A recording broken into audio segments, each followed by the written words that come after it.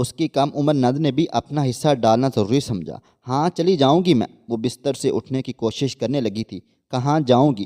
اپنے ماں باپ کے گھر، ان سے پہلے ہماری بات ہو چکی ہے، وہ ہمارے اس فیصلے میں ہمارے ساتھ ہیں، اور اگر تم گھر چھوڑتی ہو تو وہ بھی تمہیں قبول نہیں کریں گے۔ ساس کی بات سن کر ساتوں آسمان جیسے اس کے سر پر گرے تھے، وہ بری طرح چکرا کر رہ گئی تھی۔ ہاں آپی، اماں ابا کا بھی یہی فیصلہ ہے کہ اس مصیبت سے جلد از جلد چھٹکارا پا لیا جائے۔ اگر محلے میں کسی کو خبر ہو گئی کہ عافیہ کا بچہ، کس قدر بے عزتی ہوگی۔ اف، جو بھی کرنا ہے آج ہی کرنا ہے۔ اس کی ماں جائی بھی اس کے غم میں شریک نہ ہوئی۔ کتنی تیزی سے سب نے مشترکہ فیصلہ کر لیا کہ اس معصوم کی زندگی کو برزخ میں دھکیلنے کا فیصلہ کر لیا گیا تھا۔ کتنے ہی لمحے وہ شدت سے اسے دیکھتی رہی، اور جب بولی تو اس کے لہجے میں چٹانوں کی سی سختی سی۔ مجھے کسی سہارے کا نہیں چاہیے سہارا، خدا کی زمین بہت بڑی ہے، میں کہیں بھی چلی جاؤں گی، اس کی تربیت کر کے اسے رزق حلال کمانے کے قابل بنا سکتی ہوں۔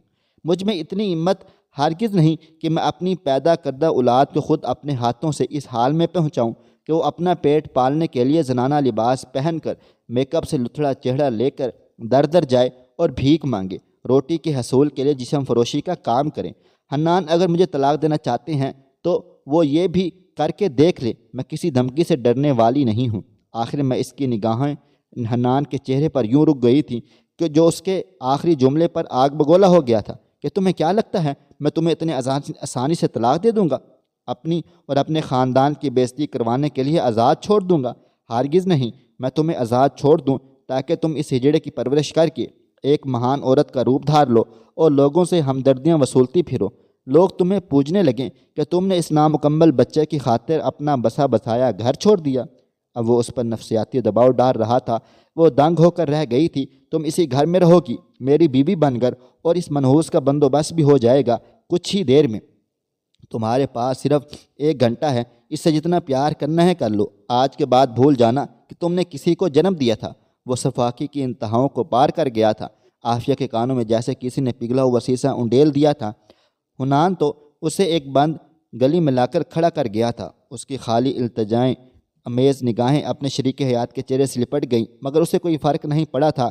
سب ایک ایک کر کے کمرے سے نکل گئے تھے۔ حنان نے اسے پھر سے پکارا۔ حنان نفی میں سر ہلاتا ہوا کمرے سے باہر جانے لگا۔ حنان، تم تو اس بچے کے باپ ہو، تم ہی۔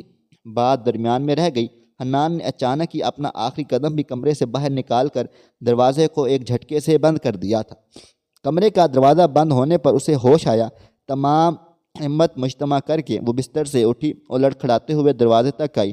اسے یہ احساس ہی روح رسا تھا کہ اسے قید کر دیا گیا ہے۔ کیا وہ اپنے بچے کے لیے کچھ کر پائے گی؟ ایک بہت بڑا سوال نشان اس کے سامنے ناچنے لگا۔ مت کرو اتنا ظلم، میرے بچے کو جانے دو، تمہیں خدا کا واسطہ ہے، رحم کرو، میں مر جاؤں گی اس کے بغیر۔ اسے تباہ و برباد مت کرو۔ وہ زور زور سے چلا رہی تھی۔ اس کی آہوزاریاں دیواروں سے ٹکرا کر اپنا آپ بے مول کر چکی تھی۔ وہ زور زور سے دروازہ پیٹنے لگی۔ اس کے کمزور ہاتھوں میں بے پناہ طاقت آ گئی تھی۔ بہت دیر تک وہ اپنے ٹوٹے وجود کو جوڑ کر احتجاج کرتی رہی، پھر وہ کسی کانچ کی طرح ٹوٹ کر فرش پر بکھرتی چلی گئی۔ ساری توانائی نچڑ کر رہ گئی تھی۔ وہ وہیں بیٹھ کر زار و قطار رونے لگی۔ اے اللہ میری مدد کر، اس نے آنکھیں بند کر کے اپنی تخلیق کار کو شدت سے پکارا تھا۔ میرے بچے کو اس ظالم دنیا سے بچا لے، وہ ہولے ہولے بڑبڑانے لگی۔ بہت سی کہانیاں اس کے دل و دماغ میں جھگڑوں کی طرح چل رہی تھیں۔ کل کو میرا بچہ بھی ایسے کسی گھٹیا کردار کے ساتھ ذلت بھری زندگی گزارے گا۔ وہ مستقبل کی اذیتوں کو اپنی انگلیوں کے پوروں میں اترتے محسوس کر رہی تھی۔ اپنے بچے کی رونے کی آواز سن کر وہ حال میں لوٹی۔ اپنی جگہ سے بمشکل اٹھ کر اس نے دروازے کی چٹکی چڑھائی۔ اس نے ذرا سے فاصلے کو طے کرنے میں ہی ہزاروں برس کی تھکن سے اس کا وجود آشنا تھا۔ عافیہ نے بچوں کو اپنی گود میں بھرا اور اسے دیکھنے لگی۔ اس کی نگاہوں میں محبت کی گہرائی 7 سمندروں جیسی تھی۔ اس کا وجود معصوم اور پاک حصہ اس سے الگ ہو کر بے یار و مددگار ہو گیا تھا۔ وہ اسے تڑپتی نگاہوں سے دیکھتی رہی۔ آنکھیں تھیں کہ اس کے دیدار سے سیراب نہ ہو رہی تھیں۔ کب وقت گزر گیا اسے خبر بھی نہ ہوئی۔ وہ تو بس اس معصوم کے چہرے کو ایک ایک نقش پر اپنے محبت کی مہر ثبت کر رہی تھی۔ کوئی اسے دیکھ لیتا تو پاگل سمجھتا۔ دروازے کے پار قدموں کی چاپ ابھری۔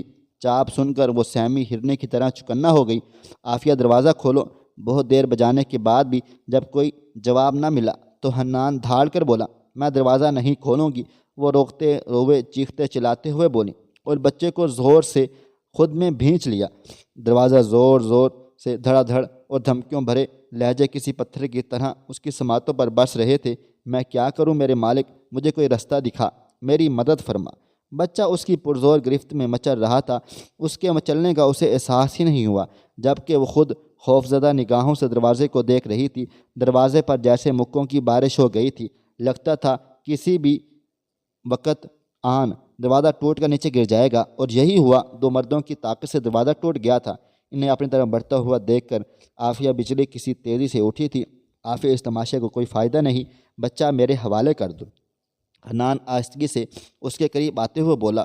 وہ نفی میں سر ہلاتے ہوئے پیچھے ہوتی گئی۔ بچے کو اب بھی اس نے خود میں بھینچ رکھا تھا۔ حنان کے بڑھتے قدم اس کی سانسیں روک رہے تھے۔ وہ زور زور سے چیخنا چلانے لگی۔ میں اسے کسی صورت تمہارے حوالے نہیں کروں گی، چاہے کچھ بھی ہو جائے۔ حنان اس کے سر پر پہنچ گیا تھا اور بچہ چھینے لگا۔ عافیہ نے اپنی پوری طاقت لگا کر اسے دھکا دیا اور بھاگنے کی کوشش کرنے لگی، مگر حنان نے اس کا بازو پکڑ کر اسے اپنی جانب جیسے ہی کھینچا تو بچہ عافیہ کے ہاتھ سے پھسل کر پلک جھپکتے فرش پر گر گیا۔ عافیہ کے حلق سے بے ساختہ چیخ بلند ہوئی تھی۔ حنان بھی لمحے بھر کے لیے ٹھٹک گیا۔ دونوں تیزی سے بچے کے پاس آئے۔ حنان حیرت سے شدر رہ گیا تھا۔ بچہ فرش پر گرا تھا، مگر اس کے حلق سے ایک آواز بھی نہ نکلی تھی۔ اس نے ایک نگاہ ساکت کھڑی عافیہ پر ڈالی، جو کسی انہونی کے ہو جانے کے خوف سے ایک قدم بھی آگے نہ بڑھا پائی تھی۔ اس نے بے حس پڑے بچے کو گود میں بھرا۔ بچہ فرش پر گرنے سے پہلے کا مر چکا ہے۔ اس کی حیرت میں ڈوبی آواز عافیہ کے کانوں میں اتری تھی۔ بچہ دم گھٹنے سے مرا تھا، اور اس بات کا احساس ہوتے ہی وہ بے جان ہوتے وجود کے ساتھ فرش پر بیٹھتی چلی گئی تھی۔ اس کے بہتے آنسو تھم گئے تھے۔ خدا نے اس کے بچے کو اس ظالم دنیا سے بچا لیا تھا۔ یہ تھی ہماری آج کی کہانی۔ دوستو، آج کی آپ کو ہماری یہ کہانی کیسی لگی ہے؟ مزید ایسی سبق آموز واقعات کہانیوں کے لیے میرا چینل سبسکرائب کر لیں۔ ملتے ہیں کل ایک نئی اور دلچسپ کہانی کے ساتھ۔ اللہ حافظ۔